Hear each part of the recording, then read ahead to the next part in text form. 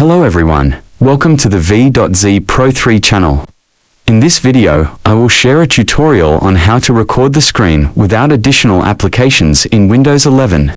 But before we start, don't forget to subscribe to this YouTube channel first, and don't forget to turn on the notifications, so that you always get the latest updates from this YouTube channel. Okay then, let's get started. For how to record the screen without additional applications, we can use the keyboard. On the keyboard, please press Windows plus G, then a pop-up will appear on the top screen. Here, there are several features.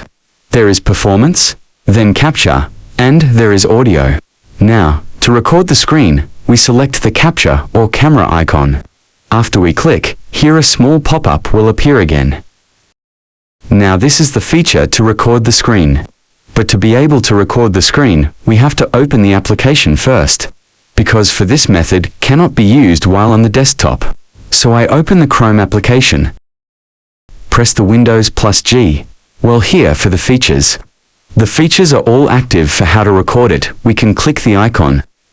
Or we can also use the Windows Alt plus R keys. Then it looks on the right here, the screen recording has started. Here, you can immediately record the screen. Now I will try to open Instagram. After finishing recording, to stop it, we can click this blue icon again. Then the screen recording has stopped. That's it. Now you know how to screen record on Windows 11 desktop.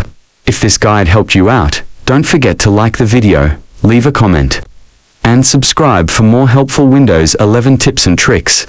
If there's anything specific you want to learn, feel free to drop your suggestions in the comments section. Thanks for watching.